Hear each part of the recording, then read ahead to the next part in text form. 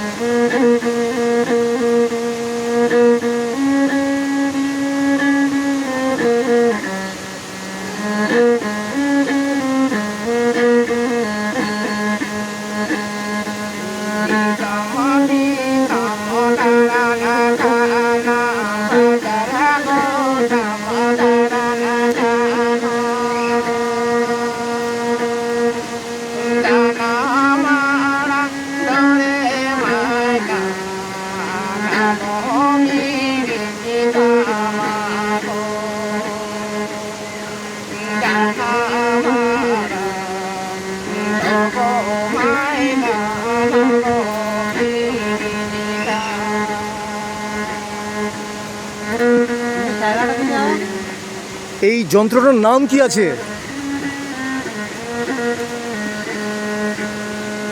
যন্ত্রটার নাম হচ্ছে কেন্দ্রা। কেন্দ্রা? হ্যাঁ কেন্দ্রা, আমাদের ভাষাতে বলে বানাম।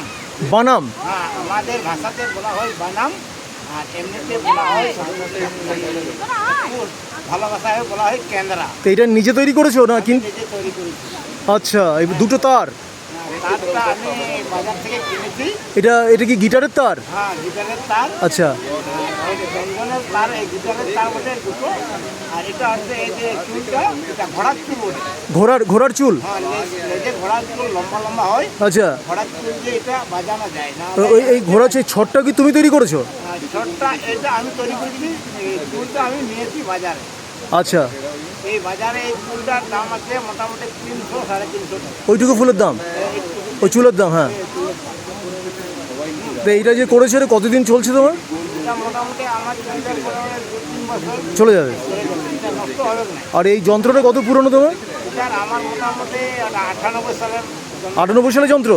কিন্তু এই ভেতরে যে পিক আপ লাগিয়েছো, হ্যাঁ পিক আপটা কে লাগিয়ে দিয়েছে তোমার? পিকআপটা আমি নিজেই করেছি। নিজেই করেছো? হ্যাঁ নিজেই করেছি। আমি ওই যে বড় বড় সিঙ্গারে তারা ওদের দেখে, ওদের যখন ওরা গিটার ভিতরে এই যে লাগাইতো, আমি মন যোগে করে ওদের গিটার আমি দেখি, পাশে দাঁড়াই। ওরা যখন কেন্দ্রা বাজায় এরকম গিটার বাজায় তো, হ্যাঁ। ওদের পাশে আমি দাঁড়াই, আমি এইসব আমি নলেজ করি ওদের। ওই যে আমি দেখছি ওই দেখতে আমার নলেজ হয়ে গেছে। সেটা কি বাঘমুন্ডি বাজারে গিয়ে? হ্যাঁ না এখানে নাই, পুরুলিয়াতে। পুরুলিয়াতে? আচ্ছা। পুরুলিয়াতে আমি বাজার ঘুরতে গেছিলাম, তো এরকম শিল্পী এরকম বাজারতে ছিল। ওর আমি দেখে এই যন্ত্রটার ভিতরে আমি করে লাগাচ্ছি, ওকে আমি জিজ্ঞাসা করলি, আমাকে বুদ্ধি দিল এরকম ভিতরে একটা স্পিকার পাওয়া যায়, মাইক্রোফোন স্পিকার, ছোট সাইজ। হ্যাঁ, পিক আপ থাকে, ভেতরে পিক আপ থাকে। এটাও ইলেকট্রিক গিটারে এই সমস্ত লাগানো হয় আর কি। এটা মাইক্রোফোনের পিকআপটা আমি ওকে জিজ্ঞাসা করি, ও আমাকে বলে দেয় অ্যাড্রেসটা কোথায় পাওয়া যাবে। অ্যাড্রেসও বলে দেয়, অ্যাড্রেসটা এখানে পাওয়া যায় নাই, বাঁকুড়ায় পাওয়া যায় নাই, ডাইরেক্ট কলকাতা রানী রাস রোডে ডান দিকের দোকানে। আচ্ছা, তুমি ওইখান থেকে নিয়ে এসেছো? ওইখান থেকে আমি।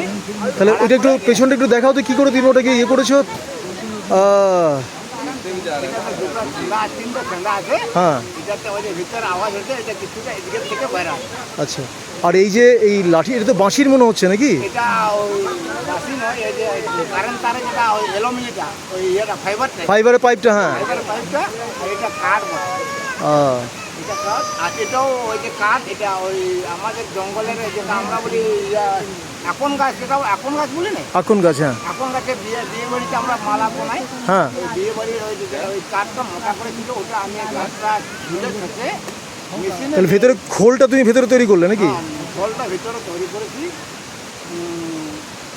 ইয়া দিয়ে, কী বলে আমরা হাতুড়ি দিয়ে, হ্যাঁ রেঁদা দিয়ে টুকটুক করে ভিতরে এটা খোলটা তৈরি করেছো? হ্যাঁ। তারপরে আমি এই যে এই চামড়াটা চামড়াটা হচ্ছে অ্যাকচুয়ালি আমার বনে জঙ্গলে এরকম সাপ পাওয়া যায়, গো সাপ। হ্যাঁ হ্যাঁ গো সাপ কুমির টাইপ দেখতে, হ্যাঁ কুমির গোসব জানি আমরা, হ্যাঁ হ্যাঁ। কুমির রকম দেখতে। তো ওইটা গো সাপটাকে আমরা খাই না, আমি গো সাপটাকে মারি, মারার পরে ওর চামড়াটা, গো সাপের চামড়াটা এত পাতলো ধারণার বাইরে, কোনো জিনিস পাতলা হয় না। গো সাপের চামড়া এত পাতলো, তো এই চামড়াতে যদি খায়া হয় এই সব জিনিস মানে অনেক সুন্দর সুস্থ আসে। আচ্ছা, তার মানে গোসাপের চামড়া দিয়ে ভালো হবে, অন্য কোনো চামড়া দিয়ে ভালো হবে না? ওই চামড়া দিয়ে হয়।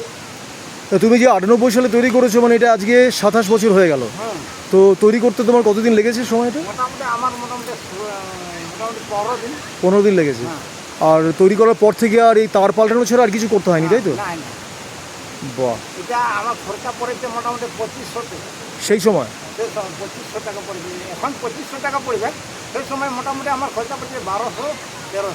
আচ্ছা, এই তারে একবার সারেগামা স্কেলটা একটু বাজিয়ে দেখাও তো। সারেগামা হবে।